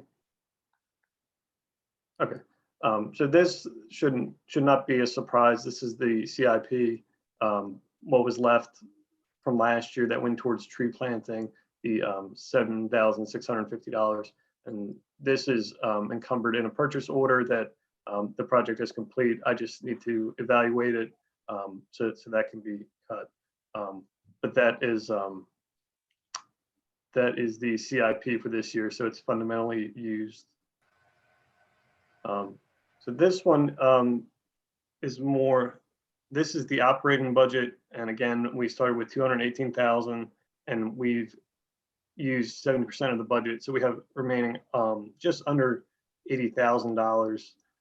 So this is more than typical for years prior at for January. And a lot of that is really indirectly related to the pandemic. When this year we were unable to hire seasonal staff to help us get some of these projects done and get some tree work done, some stump grinding and things like that. So a lot of these other tasks, smaller tasks and storm cleanup have been contracted out. So subsequently, we're looking at, we're going to be watching this budget very closely till the end of the fiscal year. And we expect we still need to prune the trees on the mall for deadwood. So expect about $20,000 coming from that. And we also expect for the canopy study, $10,000 match to come from that. So we will be watching the budget very closely till the end of the year. Are there any questions about that, or does the Tree Commission have other ideas about how the remaining operating budget should be spent? Mike, can I ask, does this represent, a couple of years ago, we got supposedly $50,000 for preventive tree maintenance. Is that reflected in this budget? Yes, that, I mean, that is part of this budget. Those details are in the work order spreadsheet. But yes.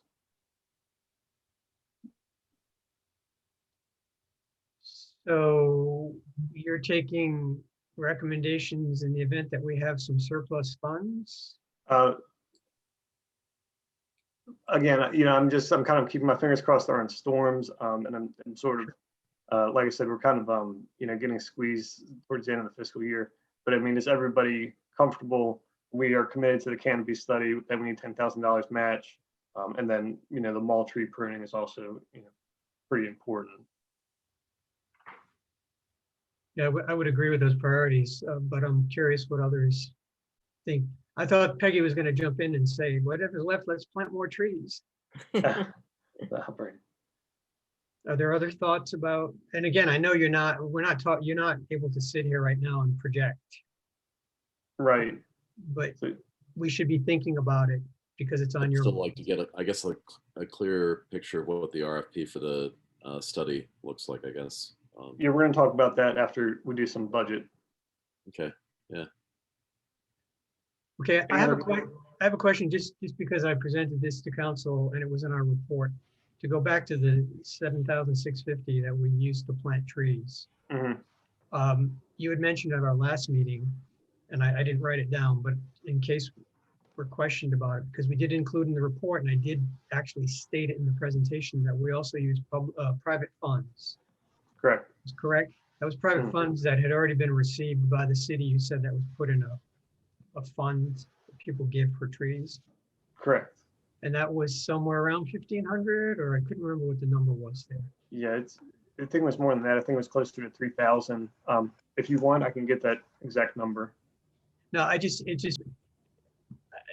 good to have, because I think it's important. It was important to be in the report. It was important to, just like it's important, it'll be important to communicate that private funds and potentially even personal private funds might be applied to a small project, like, for example, Franklin Street. I'm talking about just in terms of messaging, because I think it's, we're hopeful for the budget process. Obviously, we have our requests out there. They seem so far to be well received, and that's great. But I think it's important to know that if we don't have the funds to plant trees, sometimes we literally have to get out the tin cup, and we don't want to continue to be in that situation. So, so it's helpful to know what that number is. So essentially, what you're saying is about 50%, almost nearly 50% of this total was an addition, was private funds. So roughly 3,000. Correct. Right. That's my question. Yeah, I had until recently, I had sort of been brainstorming ideas how we could sort of hold the hat out and do some fundraising in the event that CIP funding would fall through for the following year. Excuse me 1 second.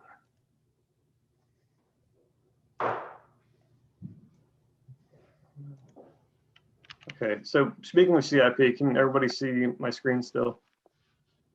Yep. Okay. So this is the draft proposed fiscal year 2022 CIP. We scroll down the Parks Department. Under Parks and Recreation, you see urban tree planting. And you see for fiscal year 2022, right now proposed in this draft is $75,000. So that's very positive. That's great news. Looking forward to planting trees and having to play some catch up from this year. But as you see, there's also not the emerald ash borer removal request is not reflected in the CIP proposed draft. And why is that? It was not moved forward. Got it. By the city manager. Yes, it seems that it's not the city manager's proposed budget or from finance. And from last month, you talked about the cost of trees went up. Remind me what that number is again. It was $455 per tree. Yeah. So this gets us 165 trees roughly at 75,000. That sounds correct. So that's still below our targeted 200. That's correct. Yes, and those numbers have been reflected in our written report, our report presentation. In fact, the memo that we sent out to Planning Commission today for the meeting, their joint meeting next week, actually talks about the rise in the cost of trees. So they're aware of that, and we stress that this makes funding all the more urgent because we are, as the price goes up, we get farther and farther from our goal of 200 trees. And I think that every time we say that, we need to sort of pull out our old bullseye and say, this is what that's starting to look like in terms of the loss of canopy. I'm a little concerned about the emerald ash borer because we did stress that in all of our presentation materials and also in the memo that I just sent out today. I wasn't aware of this, so we did put it again before Planning Commission, the request. So are you saying that if it's not here, it didn't make the cut, it's not going to happen? I mean, council can do what they like. Council can I'll add see. it back in, but Yes. but they have to take something else out. It's Okay. a little more complicated. No, I realize. So, but I want to make the point. This puts the pressures on Peggy next week to really sell, because I mean, I think that we know that that's critical, and I know there are a lot of critical needs, but it's good to know that it hasn't gone forward, at least in this form, because we're hearing it again next week. So Mike, how much do I stress that? I think, again, because this is a proposed draft, it can change. I think it's stressed again the importance of trees, that and planting, that how we have to play catch up, and that this is not sufficient for the goal. And again, the liability associated with removing dead trees from emerald ash borer. I guess we don't want them to cut the tree planting budget to fund the emerald ash, I guess, do we?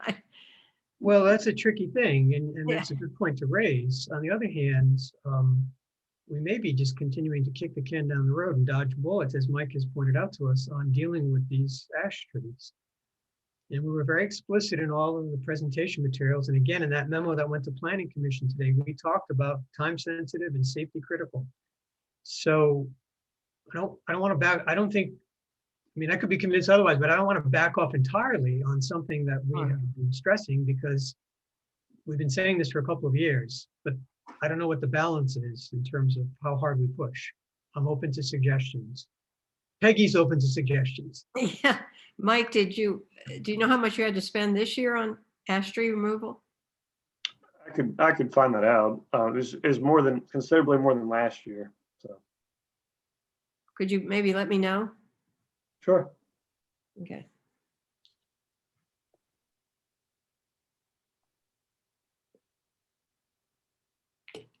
Are there other questions about, thanks, Mike, for putting this Yeah. before. Are there other questions about budget? I know Mike wants to talk about the canopy study.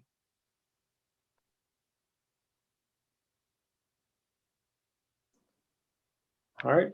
If there's no other questions. So again, trying to move forward with the canopy study. We had this past summer, if you recall, we had staff came to the commission with the proposed items. A lot of it is very similar to the previous study. It's going to be great to have a tree canopy analysis to look at climate change for the past 6 years. Some things that we've changed, as suggested, heat island effect relative to tree canopy overlays and Landsat 8 imagery, which will give us the heat maps relative to tree canopy, which I think is an excellent talking point. And a summary fact sheet, I think, is just another resource for the commission to use. I think it's also important. I'm waiting to hear back from the environmental staff until Friday for comments if there's anything else that any other city staff feels that needs to be included. Some of the discussion, something that came up was somebody talked about comparing really historical data. I believe it was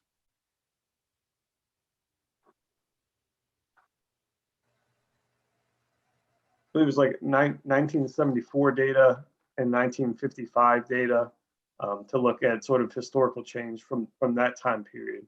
So I guess I would pose to the commission is, does the commission see value in that? I mean, that data is available on the UVA servers, so sure. I mean, we can certainly get access to the aerials. I think it even goes back further than that. But that information, like the goal of that would be to see what it was like in 1974. I mean, Yeah, it's just, I think just to compare, to look at change over time. sure. And I It's think not adding cost. It's not like a big, you know, can't hurt to have it on there. Okay. Do we have something, 1974 would be good. Is there something more recent in the 80s or 90s? I mean, I'm just thinking that it's also useful to, I mean, 74 would be a good baseline, but something a little closer to this period would be a good baseline too. Or are we limited to those two Well, sets? no, well, we have the recent things. They have all that. So they'll have the last, whatever, 3 years, like the last three, not 3 years, but the last 3 studies. They'll use that data, but we're also adding, in addition to the last, since 2004 or whatever, we'll do 2004, 2000, whatever. So yeah, I think some of the interest was looking at Charlottesville historically. I think like places like Belmont and other parts that were previously farms. You know, some places may now have maybe low canopy neighborhoods that have more trees than they've ever had. You know, historically, if we're looking at you know some of these older years. I realize that they have multiple recent canopy studies. I'm just saying that it's easy for somebody to say, well, of course there were more trees back in 1955. 74 seems like a good date, but I'm just thinking, is there something between 74 and 2004 which somebody could say, well, 1985, that wasn't that long ago. Look how much we've lost since 85. That's all. I mean, I'm fine with comparing it, but I was just sort of posing a question as to what was available. So. Yeah, I think 55 would be interesting because there probably was very few trees. A lot of trees were planted then because there's a ton of development in the city. So you may see an increase in tree canopy. Who knows? Well, we need to think about putting out numbers like that too. I mean, that's just the data. I mean, it's, you know, yeah. All right. I think what you're asking is, and what Anson is saying is this data would be available if we want to do a check. Yeah, that's what it sounds like. I can add it to the study. If I'm really asking if the commission sees value in adding historical data like that we have not done before. Sure. I think there's a consensus. Anybody disagree? Great. Okay. Remind us the next step.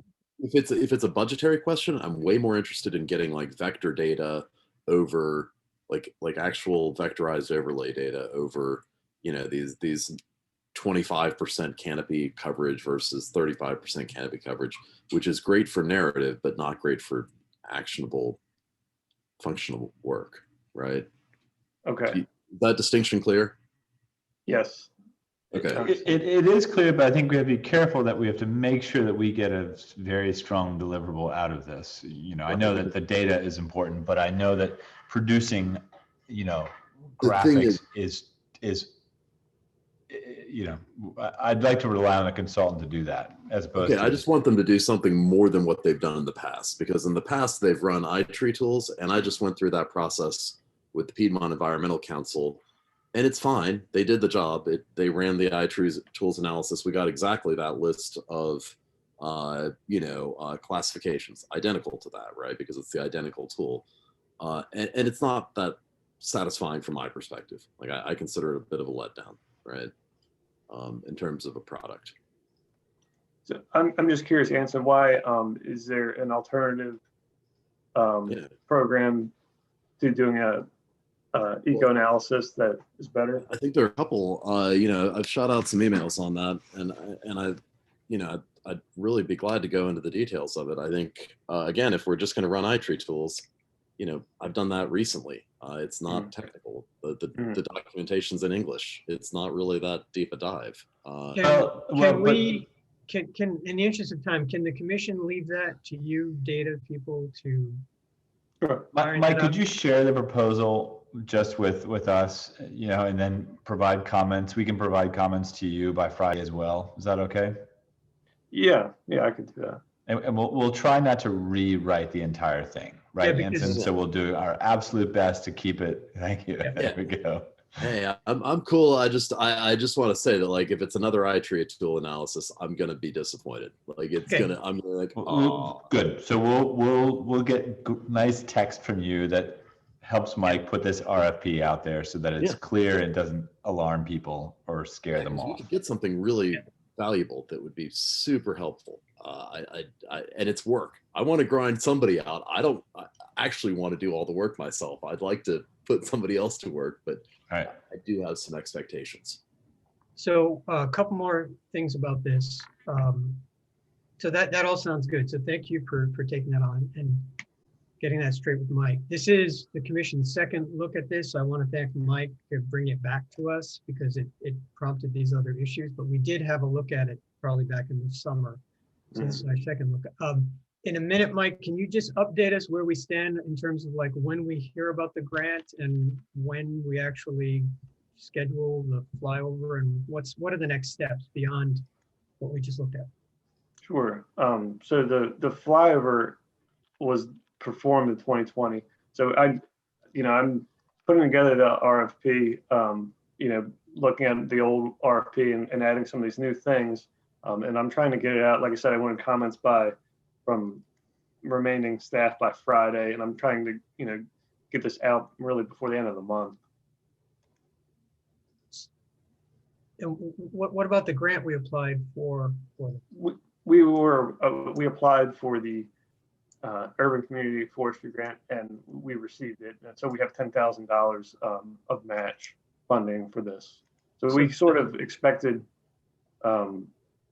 we had sort of planned for like around a $20,000 project, but I have a feeling because we were adding some things that it may grow, but we'll see. We want a thorough study. We don't do this every so often, so we want to do it correctly. Great. Okay. Thank you, Mike. Thank you all for commenting on that. I just wanted to, I don't know if Mike, you wanted to mention what you sent to me, or I can just say briefly that Mike forwarded to me the city manager, acting city manager approved on Mike's recommendation that the two mall studies be decoupled. So that now it's been approved that there are going to be two mall tree studies, and one is strictly the one that we're focused on, which is the mall tree study. So that was a step that needed to happen, correct, Mike, before we could actually go forward with an RFP. So, we're all chomping at the bit on that. And so we'll be happy to comment. And if there's any way that we can weigh in or what you need from us in terms of that RFP, or I know it's probably floating around in your head, but do you have just a sense of timeline, what we should be alert to in terms of when that's going to happen? Sure. Yeah, like I said, in the next couple of weeks, definitely before the end of the month, I want to get this RFP out there for the canopy study, and then I would like to start working on the mall tree study. And I wouldn't look at, sort of what Brian Daly had drafted a few years ago, separating the cultural landscape study and seeing, what real deliverables we want out of it, and definitely getting it back to the commission for comments. Great. So probably not next month, hopefully the following month. So April. Potentially, and I don't want to put you on the line here, but potentially, if not by the end of this fiscal year, during this calendar year, we would actually have an RFP issue. Oh yeah, I hope sooner than that. The mall, I certainly share your enthusiasm for getting the mall tree study done, because I think that it is, because the trees are, they're a living thing and aging out. It is a time sensitive issue, and I think we're fortunate that the acting city manager realizes that also. Great. Any questions about that? I thought everybody should, since we had talked about that frequently, it's done, so that's good. All right, we're a little bit behind, but we do have some time leaving open for any questions from the general public or any comments from the general public. I was looking at Anson on this to see if he sees if we have anybody. Other business, but I'm open to public I first. know we yeah. have, I know we usually have at least 4, 5, 6, I lose track of members of the public. We always have, including last month, 300, 400, 500 views on our videos. So there's no hands going up for comments. If not, we'll move to items not on the agenda, which is, I think, where Paul wants to jump in. I think. Yeah, I do want to jump in. Is it possible to share my screen real fast? It is. All right, I'm going to jump in real fast. So our Charlottesville master tree list, two things. So we approved this 2 months ago, but Mike came back with comments and just taking off one pine that was odd and was the wrong choice, and he was dead on in another item. But then he also questioned the use of swamp white oak as well as bur oak as street trees because they have large acorns. So he wanted to take those off as a street tree because of their larger acorns. I had two rebuttals to that. One, our list was based off of the Casey Trees Foundation website, which is all about it's the trees of Washington, D.C. So they had designated these trees as good street trees. So I kind of wanted to question whether we wanted to push back on those being street trees. Also with acorns, it takes about 15 years for those trees to actually grow acorns because the first 15 years they're just kind of growing. And then once they do grow, they generally acorns have their mast year kind of 3 to 5 years. So it's kind of after 15 years, then every 3 to 5 years, you have a big drop of acorns, which are big and they're like marbles and terrible for ADA and awful. But it's just a one-time occurrence in the fall during that time. And the rest of the time, they're really good trees for street trees. So I'm kind of open either to taking them off the list as street tree designated trees, but I wanted to put that in front of everybody else before we just said, let's change it. So conversation. Oh, then one other thing, the Charlottesville, the entry tree corridor, the guidelines for our streetscapes of entry corridors, entrance corridor design guidelines from 2011. This specifies that we should, all entry trees should be hardy native species. We should use larger tree species where appropriate to space and function. There's an emphasis on fall color and such. And for that reason, we created a prior document, that's this one here, that talked about preferred species that would be good for entry corridors for their consistency of shape and fall color. And also a secondary entry corridors that were just more of a less consistent form, still good. And I was wondering if it made sense to consolidate documents and then add an entry corridor canopy column on here that would be designate these trees for entry corridors status. So we don't get Zelkovas on our entry corridors, which has been happening lately. So 2 questions. Kick off the oaks from street trees, and should we entertain the idea of an entry corridor canopy tree column? And if so, I can resend this to everyone to vote on next month. Also, this is going to be great for the tool that they need over at Charlottesville Area Tree Stewards for people to select from. This is going to be a great little product for a web drop down where you can, Peggy, you know what I mean? This is exactly what you need. Right. Yeah. This is awesome. Thanks. Paul, aren't people planting swamp white oaks because they transplant better than, say, your typical white oak? They are very good street trees. Huh? They are very good street trees. They grow in very difficult scenarios, so that you can put them in a tough spot and they'll grow well. But the concern is the acorns.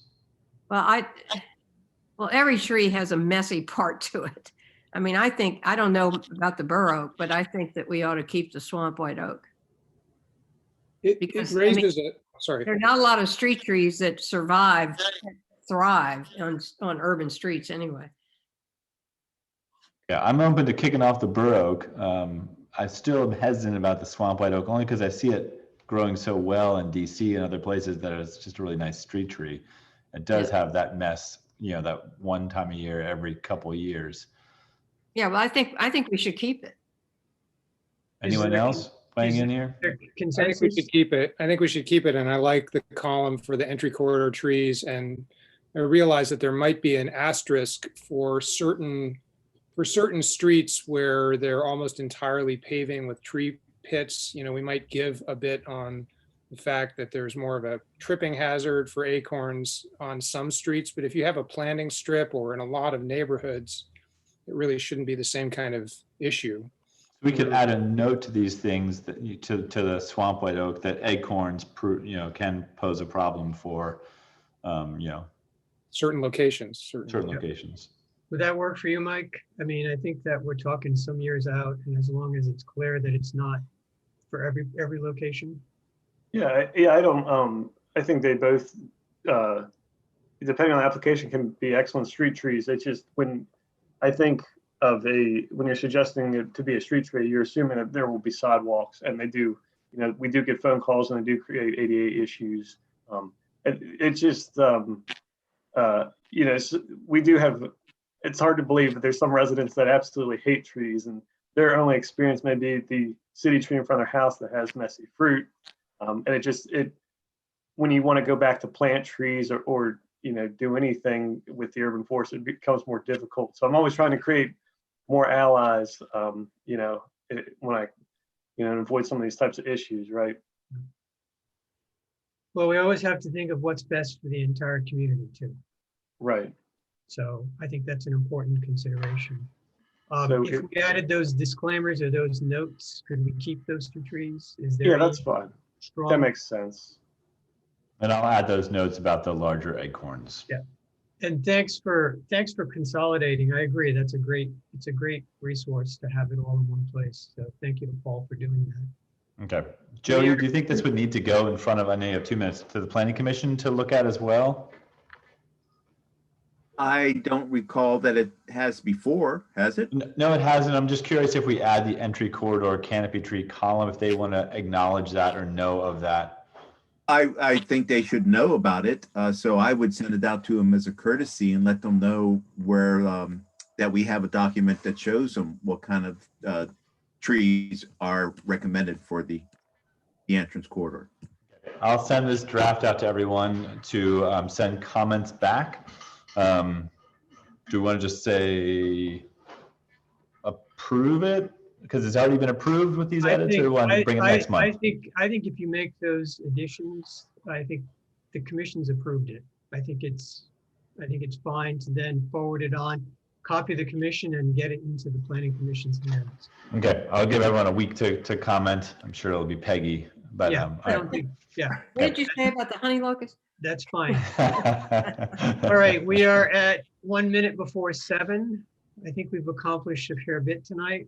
Want to let everybody go home. It is now 7 o'clock. So unless I hear any objections, the meeting is adjourned. Thank you all. Thanks, for all your gang. hard work. Good to see y'all. Take care. Thanks. Bye-bye. Bye. Night.